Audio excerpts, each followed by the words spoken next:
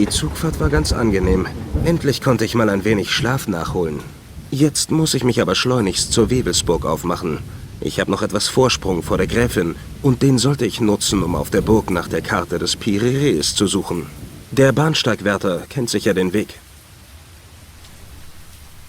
Guten Abend. Entschuldigen Sie bitte. Guten Abend, mein Herr. Was verschlägt Sie denn zu so später Stunde hierher? Ich bin Tourist und möchte auf meiner Rundreise durch Mitteleuropa auch die berühmte Wewelsburg besichtigen.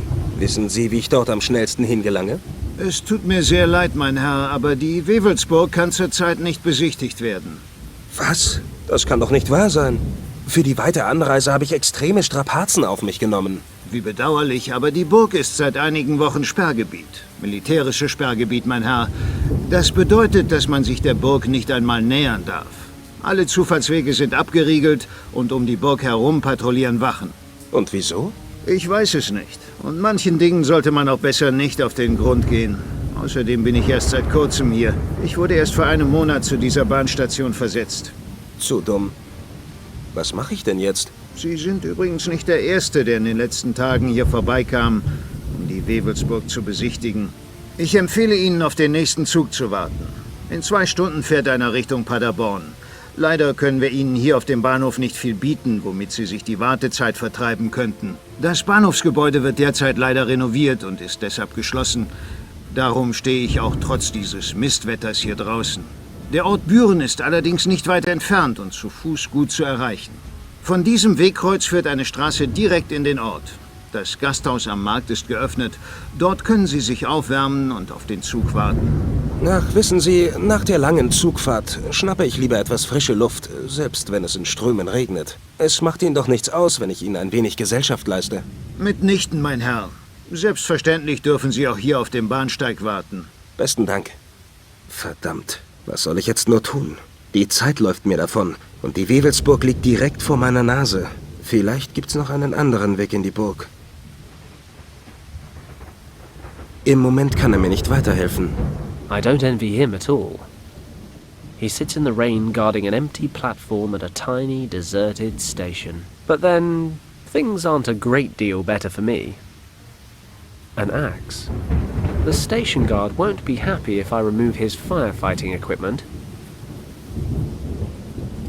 It's a fizzy sweet dispenser. I need a coin. It's a memorial cross. Seen better days. There are some candles burning on the pedestal in front of it. I'm sure nobody will mind if I take a candle with me. The Piri-Reis map is up there in Wewelsburg Castle. I need to get inside. Unfortunately, the Nazis have sealed off the entire area. Some facts on local history. According to this, the castle was built in the 11th century. The text refers to many renovations and extensions, as well as changes in ownership. Hang on a minute. This could be interesting. The mountain under the castle has an old tunnel system. Ore was mined there from the 18th century onwards. The lords of the castle used the passages of the mines as a hiding place or escape route during times of siege. However, the tunnels were closed down just before the war. That means there was once a connection between the mine and the castle. Maybe it still exists. If it doesn't stop raining, this barrel is going to overflow.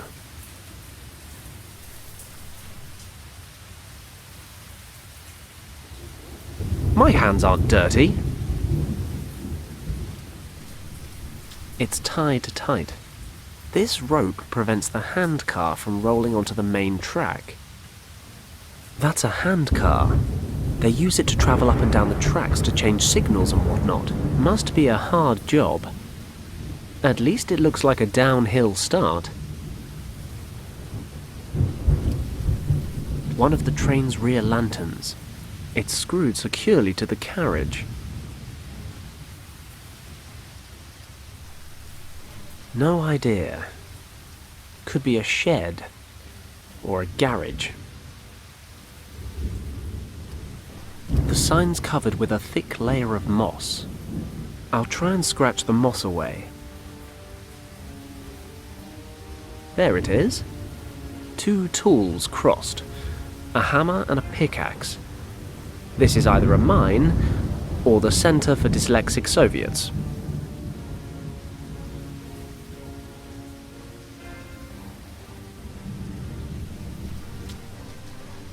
I should be able to burn through the rope. Then the handcar will roll past the platform. That should keep the guard occupied for a moment or two. Then I'll have some peace and quiet to find the entrance to the mine. Let's go.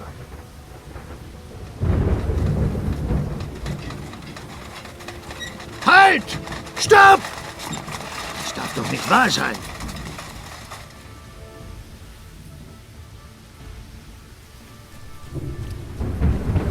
As long as no one complains, do what you like.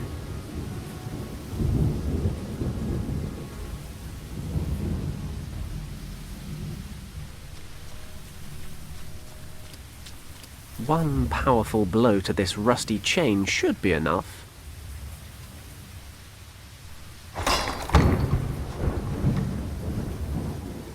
According to the sign next to the gate, this is the entrance to a mine, and if I understand the text on the info board, these tunnels may have connected up to the castle at one point. It's got to be worth a shot. It's pitch black in there. What if the candle goes out?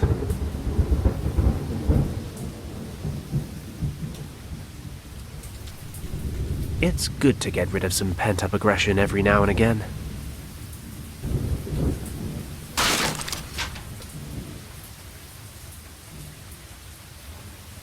I'll put the candle in the lantern.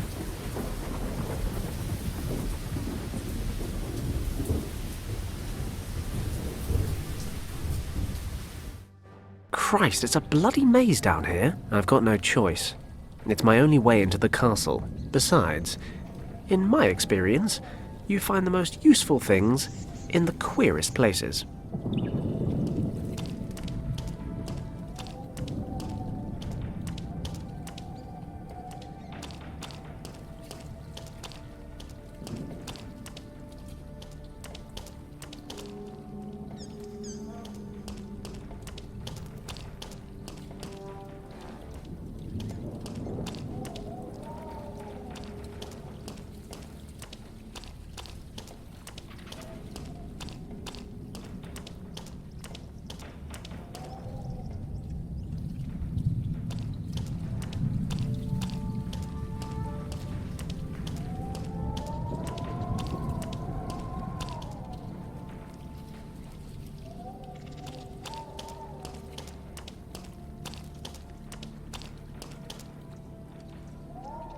Poor guy.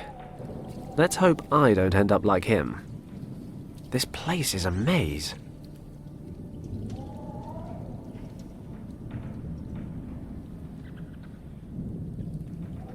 There's an old dented pot lying here.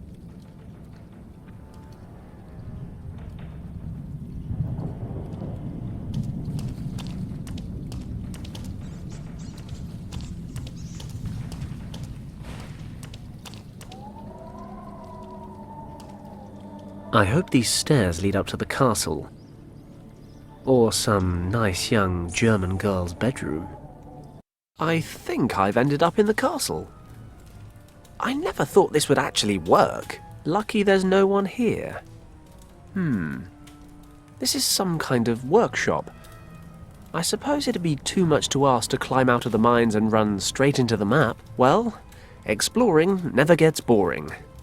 That is what they say, isn't it? A dusty old curtain.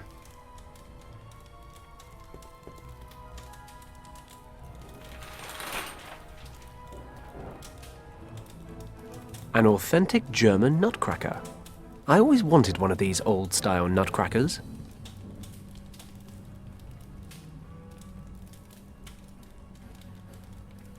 Ugh! Oh, it's okay. The mirror's just coated with a thick, greasy layer of filth. I thought that was my face for a moment there. A fire's burning. Very cozy.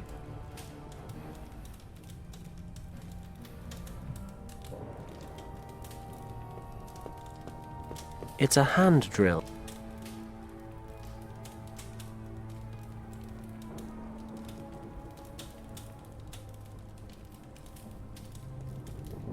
There's a hook here.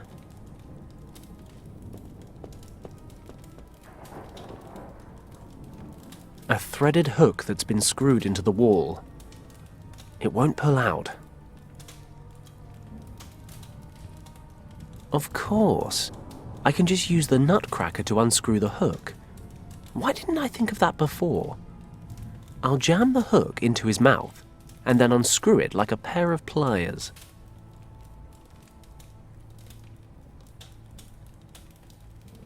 Wie weit sind Sie mit der Inventarliste? Fast fertig, Herr Hauptsturmführer. Nur die Objekte aus Berlin muss ich noch katalogisieren und mit der Bestandsliste vergleichen. In Ordnung. Wir sollten die Bestandsaufnahme heute unbedingt abschließen. Morgen treffen bereits die letzten Exponate aus Berlin ein. Jawohl, Herr Hauptsturmführer.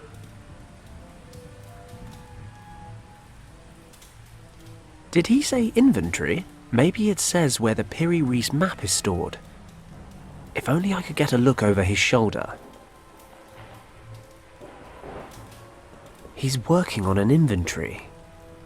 If only I could get a look at it. It might be a nice shortcut to the Piri Reis map. Could save me trawling this castle for the next 3 hours. Probably won't. Mirrors like that reflect light onto the desk they're positioned over. Not much use to him after sunset. But it might let me get a look at those documents, if I wasn't so far away.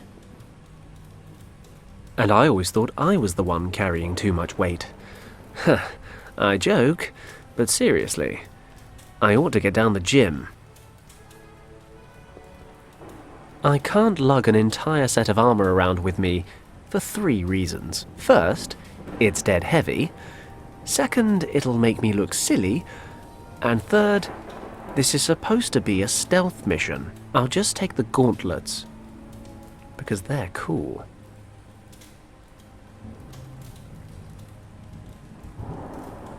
Tin soldiers. They look pretty old. I'll take some with me as backup, in case I get caught. A candlestick without a candle. So, just a stick then.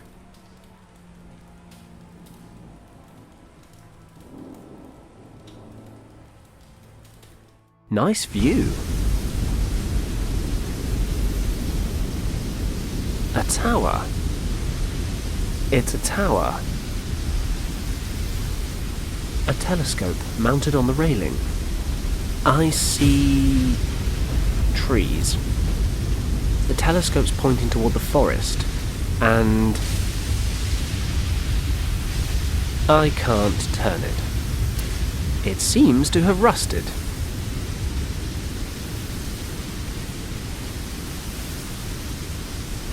The telescope's attached with a metal clamp.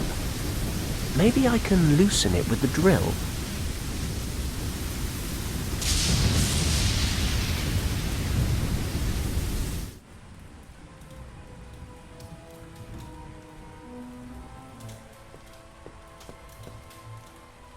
It's working.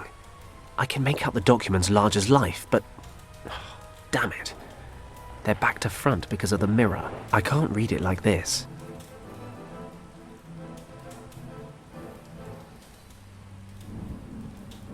I hope you like your new home, guys.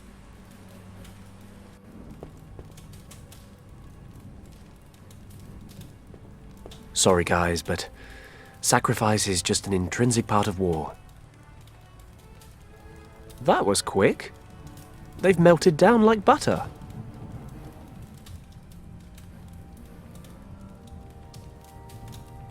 I'll pour some of the molten tin into the hollow in the candlestick.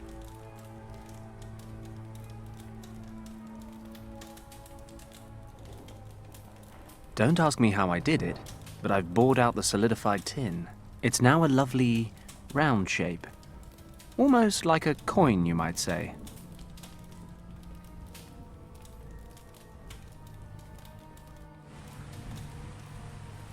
A boar pelt. Well, it's not Argali, but it'll do.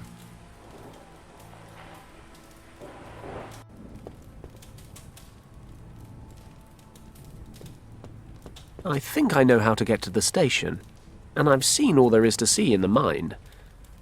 I'll take the quick route.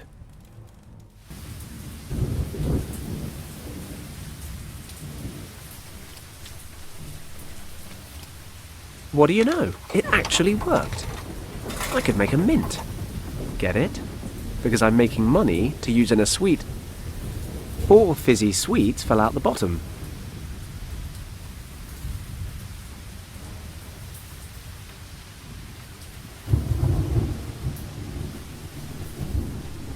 I'll pour some water into the pot.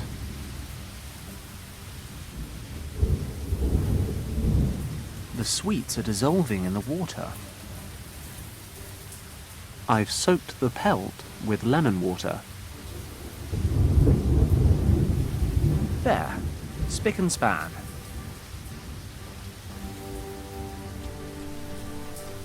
I think I know the route pretty well now. Nothing interesting left in the mine. I'll head straight up to the castle.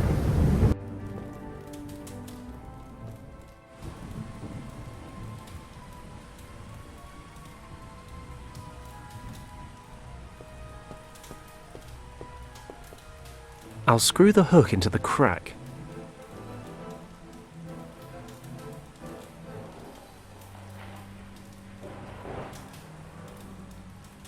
Okay, I'll hang the mirror up here.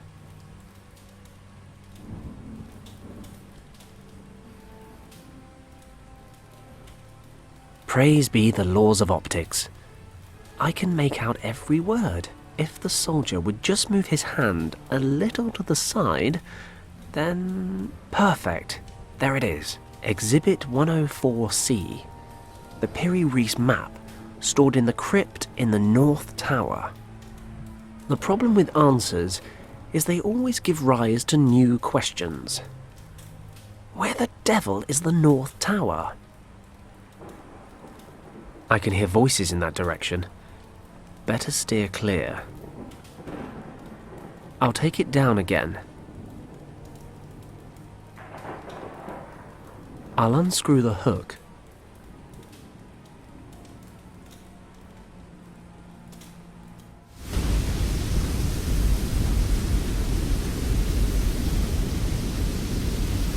That's better.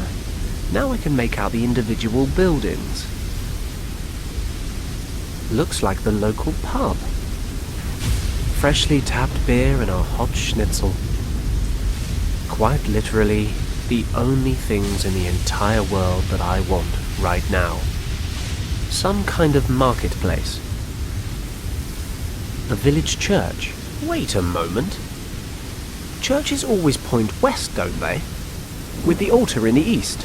The main entrance is facing away from me, so... Looking at the church, the 2 small towers to my left and right must be on the east-west axis, so the north tower must be on the other side of the castle. But how am I supposed to get all the way over there? That tower is in the east, meaning that the north tower must be somewhere behind me. Unfortunately, I can't see it from here.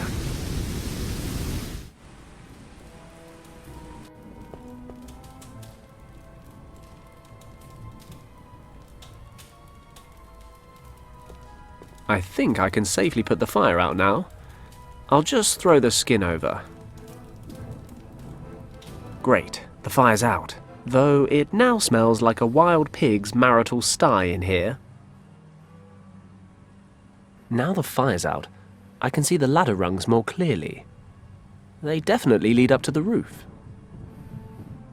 The ladder rungs are still too hot to hold. The gloves should protect me from the heat, climbing up the chimney to steal people's treasured possessions. I'm like the anti-Santa, only trimmer. Luckily, I'm not afraid of heights. Or as we've established, anything at all. Apart from Argali's. And Kim, when she's in a huff. That must be the North Tower. where the Tula Society is storing its research. According to the inventory, that includes the Piri Reis map.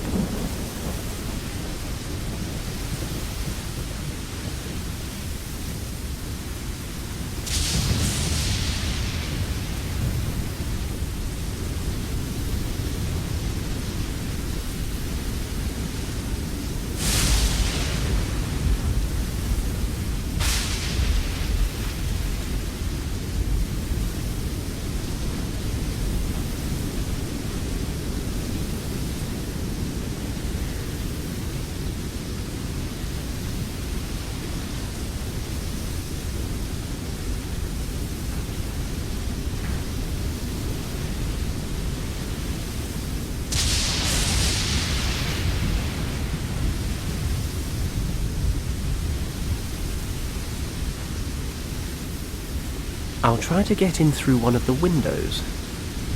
Okay, I've reached the North Tower, but I don't see any ancient research objects or artifacts. The inventory said the items are kept in the crypt. Thinking about it, this doesn't really look like a crypt to me. It must be one floor lower. I'll have to find a way down. A massive chandelier. I can't reach it from here.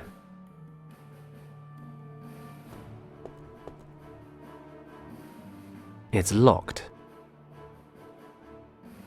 A round stone slab with some kind of occult symbol. The North Tower Crypt.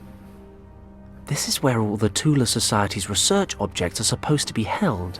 I've got to get down there.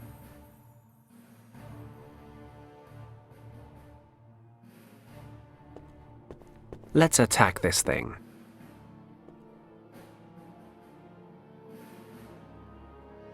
There, I've drilled a small hole.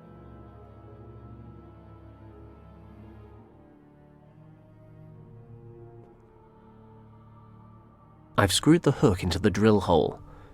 It's lodged pretty tight. This crank lowers the old chandelier. They must have used it for lighting candles back in the day. Let's see if the crank handle still works.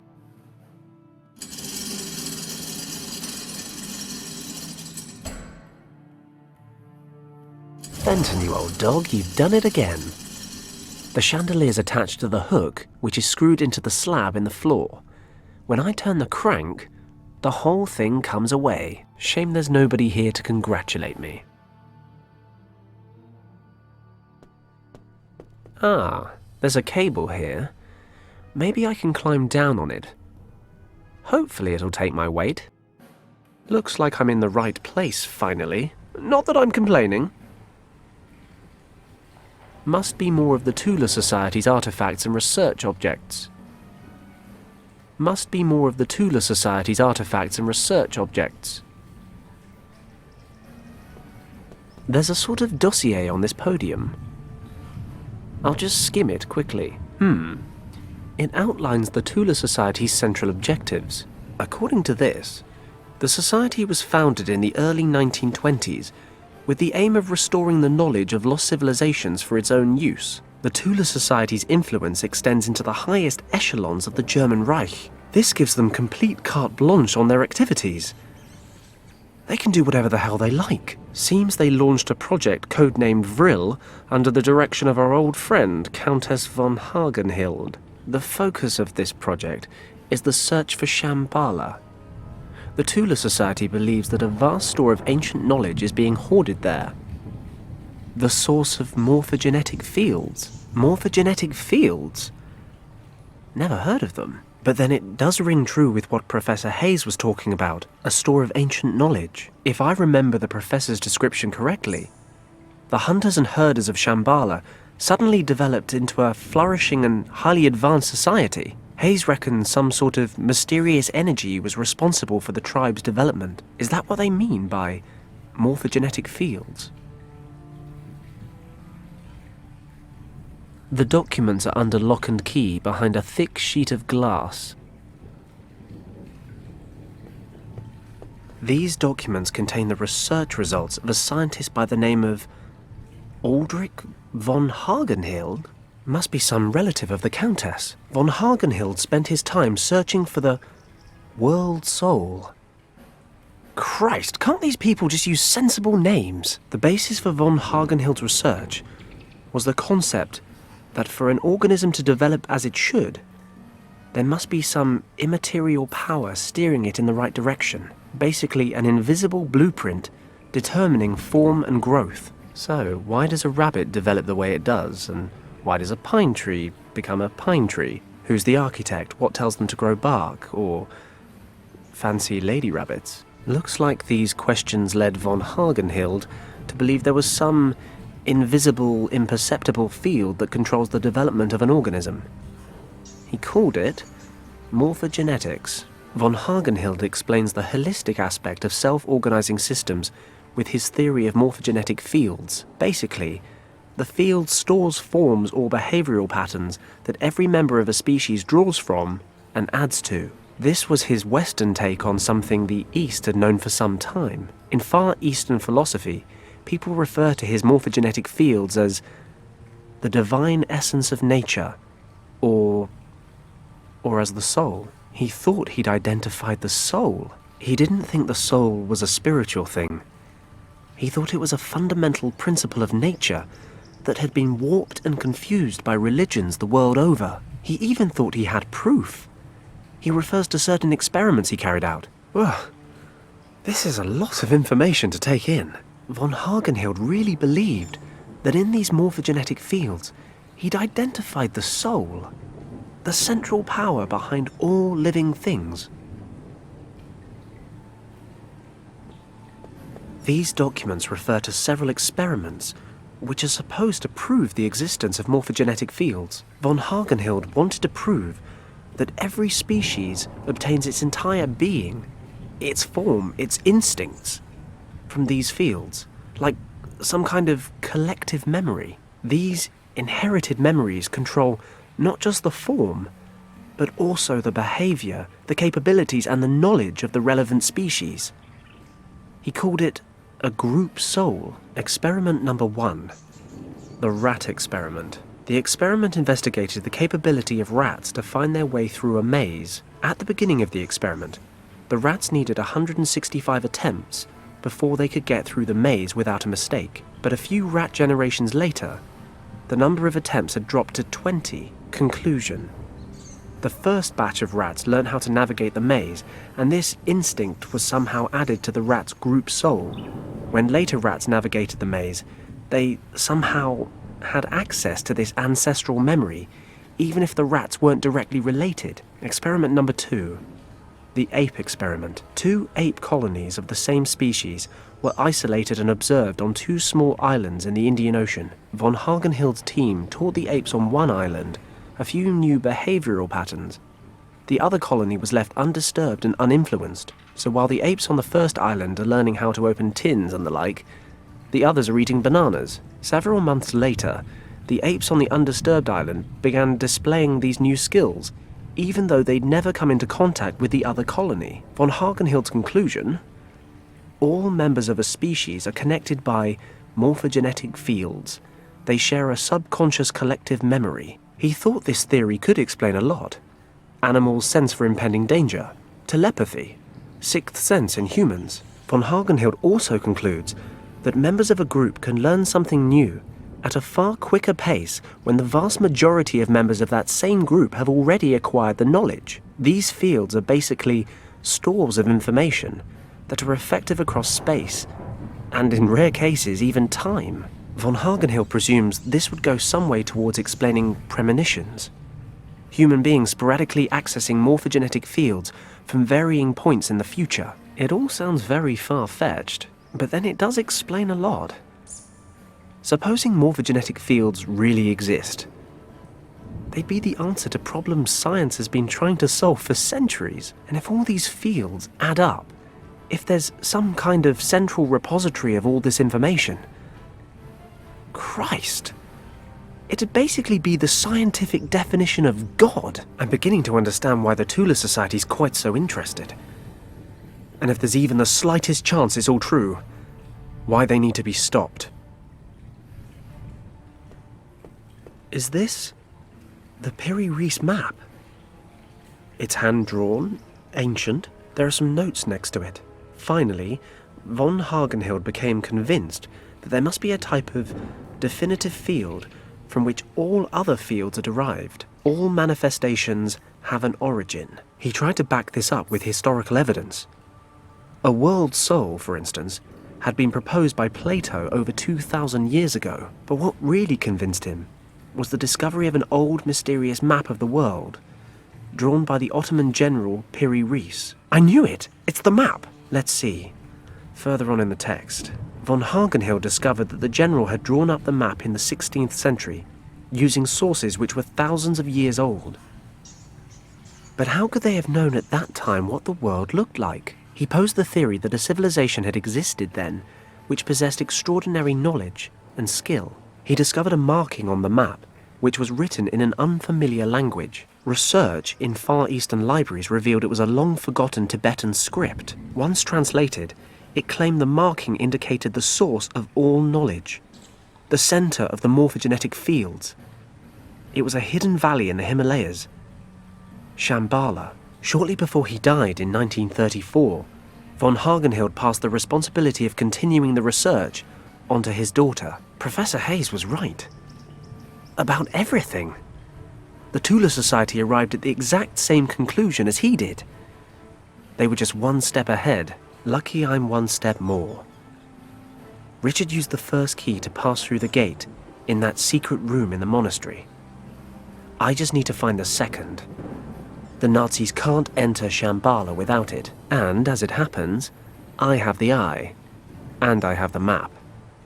I just need to use them to find the location of the second key. My last hope of finding Richard is based on an ancient legend. Great. It's time to cross everything I've got. And I mean everything.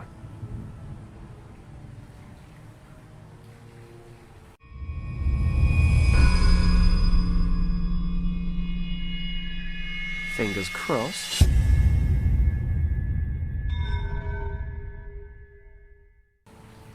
I've come all this way, but I'm still a little surprised it actually worked.